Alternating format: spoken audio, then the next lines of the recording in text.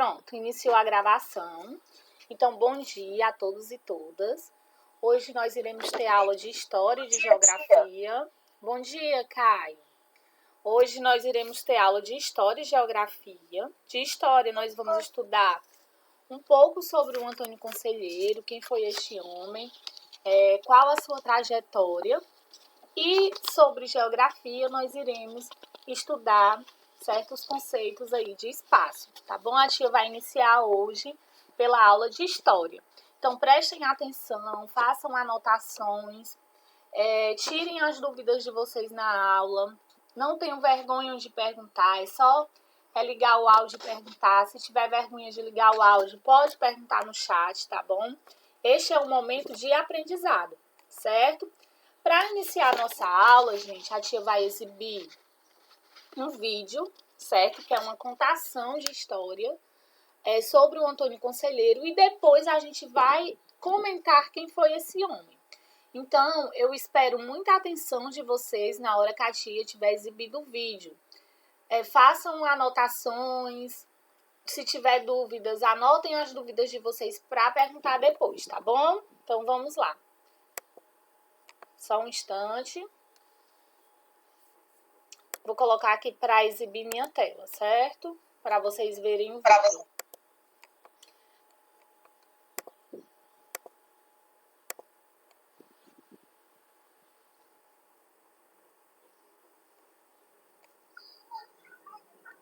Ô Daniel, a tua câmera tá toda preta. Pessoal, não tem problema, certo? Pode deixar a câmera do Daniel toda preta. Não tem problema. O importante é que ele esteja escutando, certo? Gente, a tia vai só fazer um teste, ver se vocês estão escutando o áudio direitinho, tá bom? Deixa eu só fazer aqui o teste. E Hugo casou-se novamente. Madrasta não foi coisa que ganhei. Então, estão escutando o áudio? Sim. Pronto, todo mundo tá escutando, né? Agora a tia pede que vocês desliguem o áudio para escutar o vídeo, ok? Pronto. Bom dia, quem entrou agora, a tia vai exibir um vídeo, certo? Então, todo mundo prestando atenção.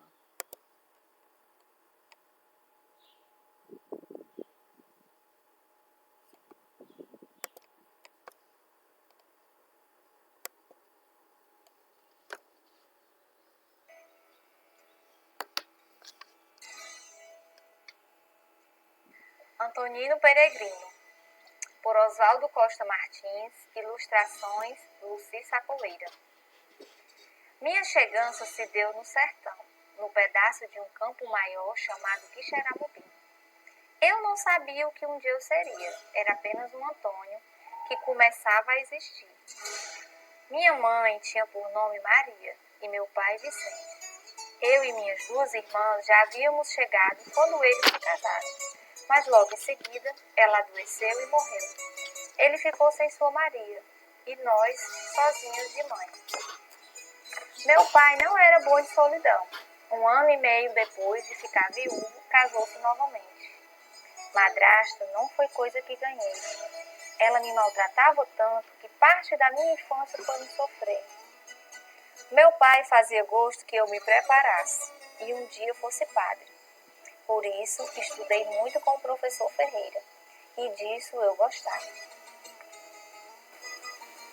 Adormecidos os ventos da criança, tudo é parado. Paragem, interrogação. Fiquei suspenso em garoto rapaz. Padre, eu não queria ser. Fui sendo ajudante no comércio de meu pai, professor de letras iniciais, amansador de burro brabo, mascate oficial, de vender viajantes. De andar eu sempre gostei. Eu tinha 25 anos, homem já, quando meu pai morreu, e pouco depois a madrasta. Herdei dívidas do comércio, responsabilidades com as irmãs, sertões e preocupações. Naquele não... Gente, só um instante que tem alguém tentando entrar. Só um minuto, certo? Vocês estão conseguindo ouvir? Quem entrou agora, a gente está exibindo uma contação de história, certo?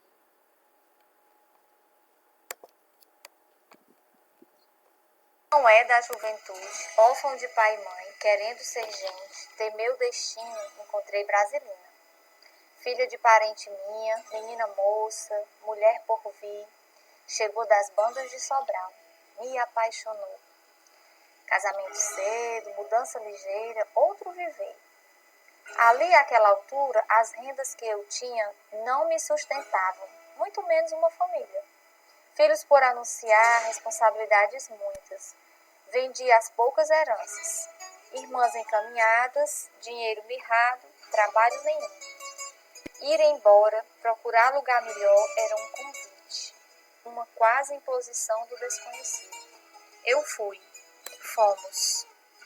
Primeiramente parei perto, em terras conhecidas. Abri a escola na Fazenda Tigre, que pertenceu à madrinha minha, Dona Marica, mulher importante, de muitas injustiças feitas e maiores sofridas. Não deu certo, que aluna em quantidade não tinha por ali. Viver para frente, partimos outra vez. Moramos em Tamboril, Campo Grande e Ipu. Família crescida, eu, Brasilina e 2 filhos. Foi quando ela desquis de mim. Amor outro, claramente visto, vi. A traição é um chique-chique no peito da gente. Fui. Só um instantinho, gente, é porque como tem gente pedindo para entrar, entrando tarde na aula, aí a tia tá transmitindo, tá gravando, aí a internet fica lenta. Depois eu vou até conversar com vocês sobre o horário de entrada na aula, porque tá aqui a internet, quando a gente fica saindo, a internet fica lenta. Embora novamente. Deixa eu só voltar um pouquinho, certo? Quem entrou agora, a gente tá exibindo uma contação de história sobre Antônio Conselheiro, tá bom? Então, quem entrou agora, pegue a história pela metade e a tia vai falar alguns pontos. Foi quando ela desquis de mim. Amor outro, claramente visto, vi. A traição é um chique-chique no peito da gente. Fui embora novamente, agora apenas eu. Desci em Santa Quitéria. No povoado haviam santos e santas, de madeira, onde eu chegava. Imagens todas bem feitas, à mão de mulher. Quem fazia tudo era Joana, a dona das imagens, a Joana imaginária. Os olhos dela eram lagoas aparecidas, naquelas distâncias secas. Meu peito amaciou de novo. Imaginária era que nem Juazeiro, esperançosa e firme. E eu era andanças. Tivemos filho, fiquei de bom grado. Eu era precisado de ir, ela de ficar. Permaneceram, ela e nosso menino. Meu lugar era nos entres do sertão. Quando parti de Santa Quitéria, comecei a ir embora de mim. Viajava e negociava para sobreviver. Juntei-me aos missionários. Eu comerciava para sustentar o corpo e os ouvias para alimentar a alma. Andava comigo uma impaciência, como uma conta, uma pendência por resolver. Não sabia bem, sentia só que tinha de voltar aos meus começos. Me desgarrei e fui sozinho a Xeramubim. Revi minhas irmãs, o rio e as margens, a casa onde nasci. Nada era mais o que tinha sido. Compreendi. Minha obra era em outro lugar. Notícias de mim só teriam tempos depois. Me deixei ir. Mudei por dentro, mudei por fora. Mudei de gosto e de rosto. Uma túnica azul, sandálias e barbas crescidas diziam melhor o que eu era. Um servo de Deus, um peregrino cristão, um conselheiro dos desvalidos. Peregrinei por Pernambuco, peregrinei por Sergipe e cheguei à Bahia. A caminhada foi aumentando, os seguidores também. Com tanta gente reunida, aproveitamos para fazer obras pelo sertão. Foi um espalhado só, de trabalhos e de boas ações. Um açude aqui, uma capela ali, e o mutirão se multiplicava. E fomos sendo muitos nas estradas, nos caminhos no sertão. Primeiro 100, depois 300. Logo mais éramos 1000. Pelas veredas sorriam a mulher, a criança, o homem e o velho. Sorriam a vida e a coragem. Aos homens da política e poderosos do dinheiro, a alegria e a alforria do pobre incomodavam mais do que seu sofrimento. Primeiro disseram que eu era um criminoso, que eu tinha matado minha querida mãe. Mandaram me prender e me enviaram para ser julgado no Ceará. Fui e voltei. Na chegada, a multidão era ainda maior. Durante os muitos anos de minhas andanças, muita coisa mudou no Brasil. A igreja deixou de se entender com a monarquia, e a monarquia não era o melhor jeito de governar o país. Então, sem chamar o povo, destronaram o imperador e proclamaram a tal república. Mudaram as regras de tudo, inventaram impostos e até casamento celebrado na lei dos homens. Levantei a voz. Meu povo também se levantou. Não tardou, veio a reação. Em Maceté, soldados do governo agrediram minha gente. Aquilo me doeu demais. Gente pobre, inocente, sendo atacada. Estava mesmo na hora de parar, de ficar a pé. O lugar era Canudos. Dali em diante, as terras tristes e desencantadas dariam frutos e vida. A velha Canudos renasceu em Belo Monte. Logo, logo, tínhamos o que comer e beber. Organizei a multidão. Quem era de plantar, plantava. Quem era de criar, criava. E todos oravam. As notícias sobre a vida de Belo Monte foram se espalhando rapidamente. Passou-se 1 ano, 2, e no terceiro já eram mais de 25.000 pessoas, trabalhando e vivendo por conta própria. Incomodava os fazendeiros e o governo, e até a Santa Igreja começou a falar mal da nossa felicidade. Tanta gente morando e mais chegando todo dia, decidimos construir uma igreja maior. Compramos a madeira em Juazeiro. Pagamos, mas não nos entregaram no dia combinado. Mandei um recado dizendo que Alguém está com o áudio ligado, tá bom? Por favor, desliga. enviaria um grupo de homens de Belo Monte para buscar o material. Foi então que inventaram que ordenei a invasão e o saque daquele lugar. Criaram um motivo e o governo mandou uma tropa para atacar nossa paz e nosso sonho. A guerra contra os irmãos estava declarada. A minha gente encontrou a primeira tropa enviada em Uauá. Uma desgraça só. Do nosso lado mataram mais de 100. Do lado deles, alguns feridos e 2 mortos. Eles recuaram, porém não desistiram ali. Fiquei com aquela certeza que foi virando verdade. Eles viriam de novo. E vieram. Uma e outra vez. Sempre maiores e mais armados. Nesta, que é a 4ª tentativa de nos destruir, conseguiram chegar aqui. Agora são milhares de soldados comandados por gente grande da tal república. Querem matar nosso povo, como sempre fizeram, de sede e de fome. É bala, é canhão, é grito rasgando o céu escuro do sertão. São muitas mortes e dores, de nem se poder contar. Tantos sonhos sonhados para terminar assim, no meio do fogo e da brasa. Agora minha memória é um sonho, por onde passam minhas saudades. Ah, se eu pudesse dizer a cada um que ouviu meus conselhos, a despedida que agora escrevo. Ah, se eu pudesse falar a todos eles, como tanto fiz no entardecer de Belo Monte. Adeus povo, adeus aves, adeus árvores, adeus campos. Aceitai a minha despedida, que bem demonstra as gratas recordações que levo de vós. que jamais se apagarão da lembrança deste peregrino, que aspira ansiosamente à salvação. Praza aos céus que tão ardente desejo seja correspondido.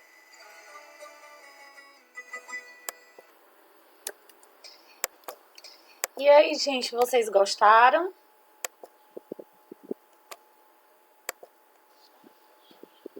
Da apresentação do vídeo? Deu para entender um pouquinho sobre a história de Antônio Conselheiro?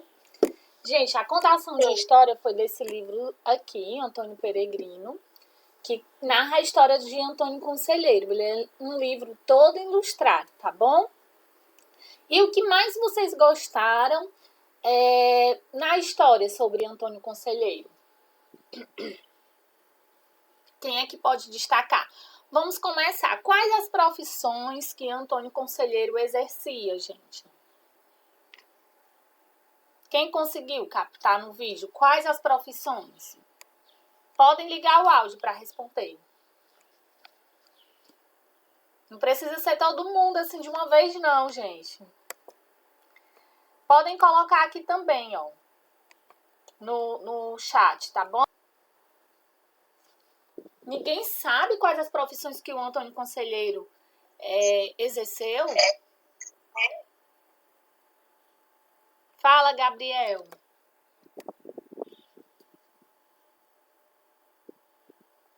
Então, gente, como vocês viram, o Antônio Conselheiro, ele exerceu inúmeras profissões. Ele foi professor, ele foi rábula, que é advogado sem diploma, ele trabalhou no cartório.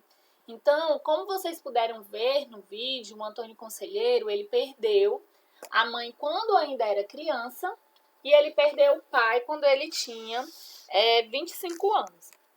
Então, o Antônio Conselheiro, ele passa a cuidar das irmãs. As irmãs ficam sob responsabilidade dele. Então, ele cuida das irmãs. Ele se casa com a Laurentina Brasilina, como vocês puderam ver no vídeo. E a esposa, segundo a lenda, trai ele. Depois que a esposa trai ele, gente, ele começa a fazer essas andanças pelos sertões. E quando ele começa a fazer essas andanças pelos sertões, ele começa a ver, certo, que as pessoas nos sertões, elas estavam muito castigadas. Por exemplo, a gente sabe que o Nordeste ele enfrenta uma seca muito grande. Então, ele via as pessoas, de fato, passando fome por conta da seca. Ele via, por exemplo, pessoas totalmente desempregadas, sem ter o que comer, com a sua família, sem ter para onde ir. Então, o Antônio Conselheiro começa a questionar o governo, que, né, a gente, nesse período do Antônio Conselheiro, a gente passou de uma transição, nós tínhamos aí, certo, um tipo de governo que era a monarquia, que era comandada pelo rei, e a gente passa para a república, que é quando se inicia a eleição para presidente da República. O Antônio Conselheiro, ele começa a questionar a República. Como é que se muda um regime e as coisas elas pioram? Porque a população não tinha acesso ao básico, que era, por exemplo, um direito a uma moradia digna, a ter uma alimentação digna. E ainda mais, o governo ainda cobra impostos dessas pessoas que são pobres. Então, o Antônio Conselheiro, ele passa a questionar a República. Por conta disso, gente, o Antônio Conselheiro, ele passa a ser perseguido. Não só pela República, mas ele passa a ser perseguido pela própria igreja, certo? Que viu o Antônio Conselheiro como uma ameaça, porque o Antônio Conselheiro andava pregando a palavra de Deus e eles tinham medo que o Antônio Conselheiro tomasse o lugar da igreja. Então, ele passa a ser perseguido também pela igreja e por grandes fazendeiros da região. Então, gente, olha, só para vocês terem uma noção, a tia vai mostrar aqui para vocês como o Antônio Conselheiro, ele era retratado nos jornais da época. A tia pegou uma fonte de um jornal da época, só para vocês verem aqui, certo? Deixa a tia passar aqui. Aqui. Olha, isso aqui é uma fonte da época, é um jornal, certo? de 1874. E esse jornal, pessoal, ele fala sobre o Antônio Conselheiro. Quem gostaria de ler, gente, esse jornal? Alguém gostaria? Eu. Pronto, leia, por favor. Vocês vão perceber que há palavras com escrita diferente. Mas é porque a tia colocou do mesmo jeito do jornal, certo? De 1874, esse jornal. Pronto, pode ler. Se eu entender, né? Certo. 6 meses que por todo o centro desta província é da província da Bahia, chegando, diz ele, do Ceará, em festa um aventureiro São Larrão, de ser apelida por Antônio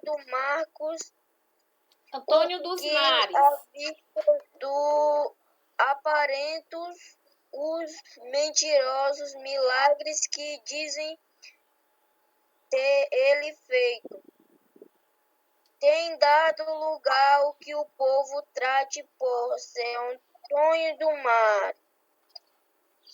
Esse mistério personagem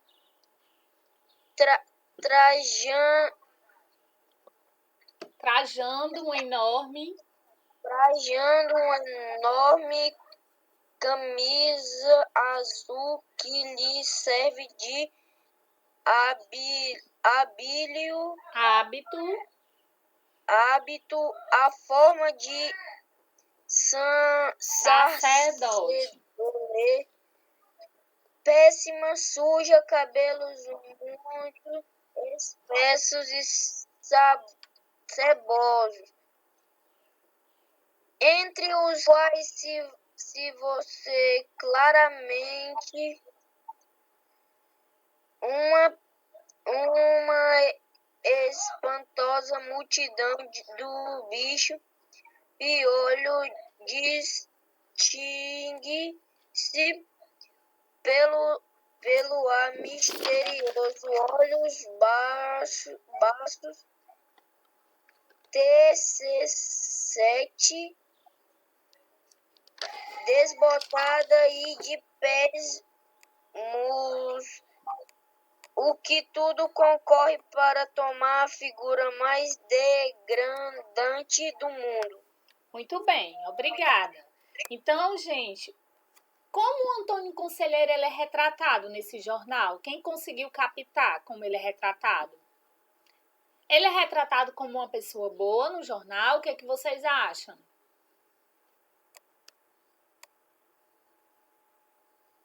Hein, gente? Não, tia. Ele é retratado como, então? Porque estão dizendo que ele tem os cabelos sujos e cebosos. Exatamente. Ele é retratado como uma pessoa que é uma pessoa suja, é uma pessoa cebosa, é uma pessoa que engana os outros, ele é chamado de mentiroso, de santarrão. Então, a gente vê que até os jornais da época tratavam o Antônio Conselheiro de uma forma ruim, certo? Então, gente, Antônio Conselheiro, cansado de andar pelos sertões, ele se fixa em Canudos, certo? Em 1893, ele passa a se fixar em Canudos com os seus seguidores. E Canudos, gente, rapidamente se torna um povoado grande. Há historiadores que falam que Canudos teve entre 15 e 25 mil pessoas. Olha aqui essa foto que a tia está colocando para vocês. Estão vendo como Canudos era grande para a época? Então, assim, as pessoas de Canudos, elas tinham Canudos como um lugar sagrado. Quem sabia plantar, plantava. Quem sabia criar animais, criavam. E todos, gente, rezavam. Então, pessoal, nós podemos ver que o Arraial de Canudos, ele se torna um lugar grandioso. Então, assim, lá as pessoas não passavam fome, não passavam necessidade, porque eles viviam em comunidade. Então, assim, eles dividiam os alimentos, aquilo que eles plantavam, certo? Então, a gente pode ver que foi uma comunidade que, de fato, deu certo.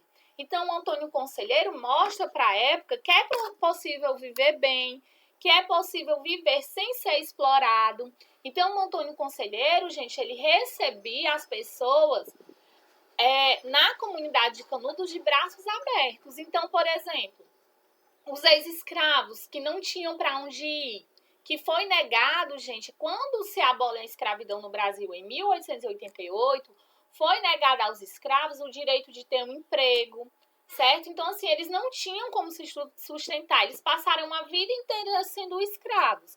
Então, eles não tinham uma casa, não tinham um pedaço de terra para morar, para plantar. Então, eles vão até o Antônio Conselheiro em busca de uma vida melhor. Então, os seguidores de Antônio Conselheiro eram quem? Os ex-escravos, eram os sertanejos pobres, eram os indígenas. Então, era uma comunidade, né? Eram pessoas que eram abandonadas pelo governo. Até aqui vocês estão entendendo, gente? Gente, uma coisa. Vocês sabem como se inicia a Guerra de Canudos? O que foi que ocorreu para assim, a guerra explodir? Quem sabe? Ninguém sabe o que... Só o Gabriel, gente, vai falar. Só um instantinho, Gabriel. Só o Gabriel vai falar. Liana, só um instante, Gabriel. Katia quer ouvir os outros também. Liana, você conseguiu entender? Quem pode falar, gente? Só o Gabriel vai ganhar participação na aula hoje? Fala, Gabriel, então.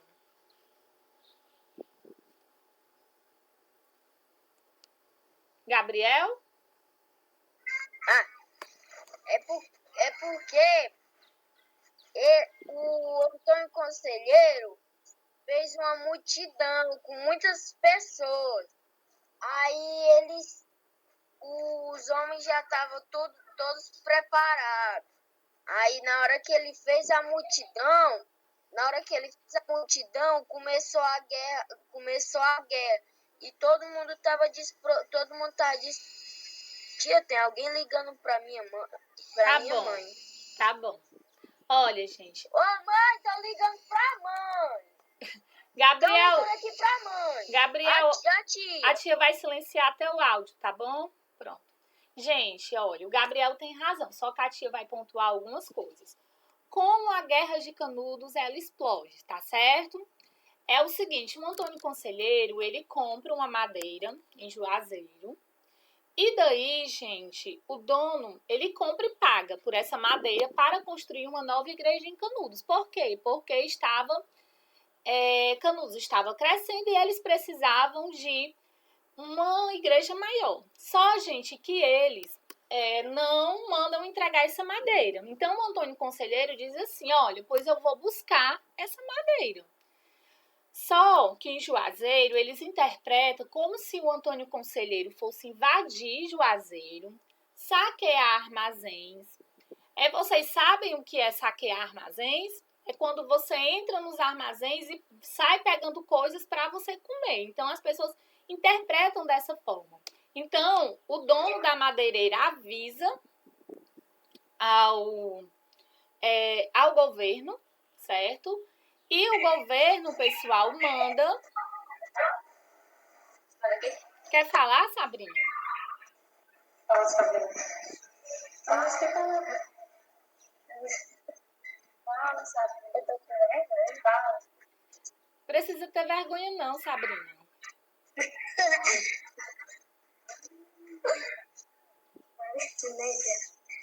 Então tá bom, Sabrina. A tia vai terminar de contar a história. E daí, gente, eles interpretam que o Antônio Conselheiro vai invadir. Só que não era isso. O Antônio Conselheiro só queria pegar a madeira.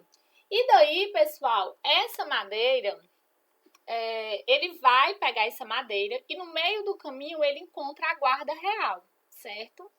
E essa guarda real entra em primeiro confronto com eles. É tanto, gente, que sai desse confronto, que foi no meio do caminho, na ida para Juazeiro, sai, se eu não me engano, tá aqui, ó, sai 150 cadáveres de conselheiristas e 8 pessoas do exército morreram, certo? Então o exército recua, certo? Eles vão embora.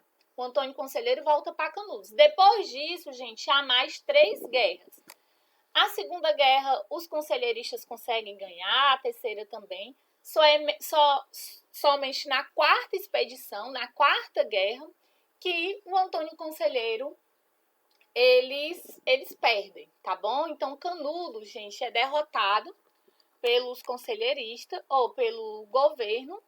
Então, dizem, né, os historiadores falam, deixa eu colocar aqui para vocês, só um instante, mostrar aqui para vocês. Aqui são algumas imagens da guerra, certo?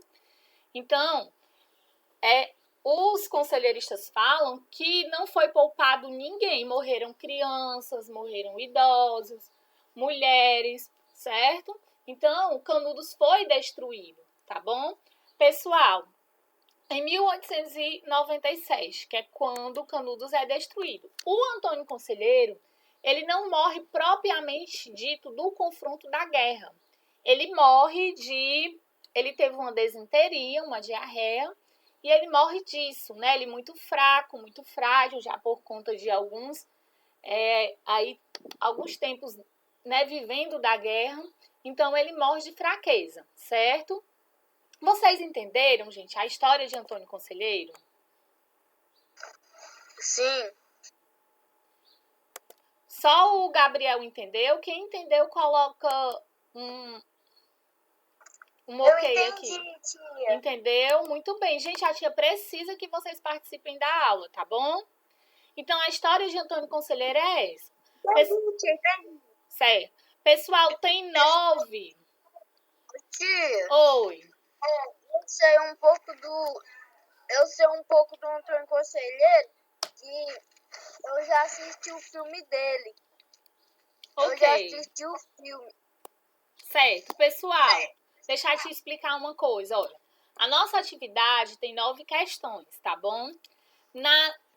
A 9ª questão é para vocês fazerem uma produção, certo? Nessa produção, vocês vão fazer numa folha separada, porque eu vou precisar guardar essa produção de vocês. Então, assim, ó, só vai fazer desenho quem realmente souber desenhar. Quem não souber, faz um texto, faz um poema, faz um cordel. Tem que ser uma coisa bem feita. E façam de caneta, que dê pra tia ler e corrigir, tá bom? Ok? Combinado? Pessoal, agora a gente vai para a aula de geografia, certo? Ok? Vou explicar o conteúdo de geografia. Olha, gente, em geografia, nós vamos estudar sobre as paisagens naturais e geográficas, certo? Então, assim, vocês frequentam quais lugares, gente? Podem ir falando, tia, eu frequento a escola, ou a gente frequentava, né? Porque hoje em dia a gente não pode sair de casa por conta da pandemia. Mas a gente frequenta vários lugares, certo? Quais os lugares vocês conhecem? Mercantil. Supermercado, né? O mercantil. O que mais, gente? Restaurantes. Muito bem. Pessoal, além desses... Muito bem. Olha, pessoal, então esses lugares são lugares diferentes que a gente frequenta, certo? Então, a gente tanto frequenta lugares, digamos assim, construídos pelo homem, como lugares naturais, que são os lugares da natureza. E todos os lugares, pessoal, eles são diferentes, né? Por exemplo, a gente vê determinadas pessoas em um supermercado, vê determinadas pessoas frequentando uma praça. Então, os lugares, eles são todos diferentes, eles não são iguais, certo? E é importante dizer, pessoal, que até o que a gente come, até a roupa que a gente usa, o livro que a gente lê, são feitos em outros lugares. Por exemplo, a gente lê um livro que é feito lá em São Paulo. A gente escuta uma música que é feita nos Estados Unidos. Então, o mundo hoje, eles está conectado, né? Então, o mundo hoje, a gente conhece culturas de outros lugares, a gente assiste filme lá da China, dos Estados Unidos, a gente vê outras línguas. Então, o mundo, ele está conectado, tá bom? Vocês conseguiram entender? Gente, e existem 2 tipos de paisagens ou elementos. É o que nós chamamos de paisagem ou elementos naturais. Tem alguém com áudio ligado. É o que nós chamamos de paisagem ou elementos naturais e culturais. Gente, as paisagens naturais são aquelas, certo? Que é feito pela natureza, que o homem não colocou sua mão lá, entendeu? Por exemplo, a floresta amazônica é uma paisagem natural, pessoal? Sim. E as paisagens culturais é aquilo que o homem construiu. Por exemplo, vamos fazer de conta que o bairro da escola não tinha nada, era só floresta. A partir do momento que o homem foi, desmatou aquela floresta, construiu a escola, construiu uma pista, um semáforo, então passou a ser uma paisagem cultural. Por quê? Porque foi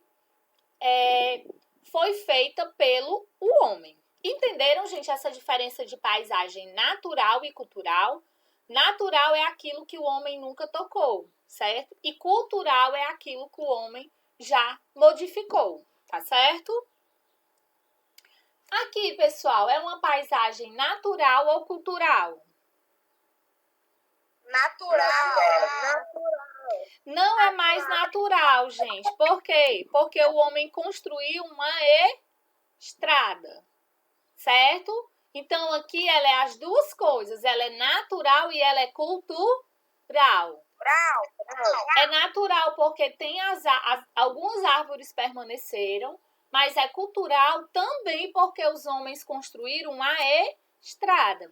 Então, em alguns momentos, a gente vai ver tanto natural como cultural juntos. Oi? É um parque. Certo, mas a gente vê que essa estradazinha, ela foi construída pelo homem, certo? Ela não tinha, essa estrada não tinha, ela foi desmatada, certo? Para poder ter espaço para as pessoas caminharem, andarem de bicicleta. Então, foi uma intervenção humana, certo? Aqui, gente, é uma paisagem natural ou cultural? Natural, exatamente, né? Muito bem. Aqui. Cultural ou natural? Total cultural, né? Construído pelo homem. E aqui? Cultural. Muito bem. E aqui? Cultural também. Muito bem. Então, eu vejo que vocês entenderam bem o conteúdo, tá certo? Olha. Vamos lá. Vamos escutar, tia. Muito bem. Entenderam que aquilo que é natural são os elementos da natureza, aquilo que não teve intervenção do homem. E cultural é aquilo que teve intervenção humana, certo? E é possível, em uma paisagem, a gente ter elementos naturais e elementos culturais, tá bom? Então, gente, esse conteúdo de geografia sobre elementos naturais e culturais será o nosso conteúdo de avaliação. Então, dê uma estudada nesse conteúdo. Vejam, a tia colocou umas páginas no livro didático de geografia para vocês lerem. Leiam essas páginas, tá bom? Se tiver qualquer dúvida, pergunte à tia. Quem não tem ainda o livro, pode pedir à tia no número privado as páginas do livro que eu envio, tá bom? Vamos todo mundo só ligar a câmera para a tia tirar uma foto, gente, para registrar a nossa aula de hoje, tá bom?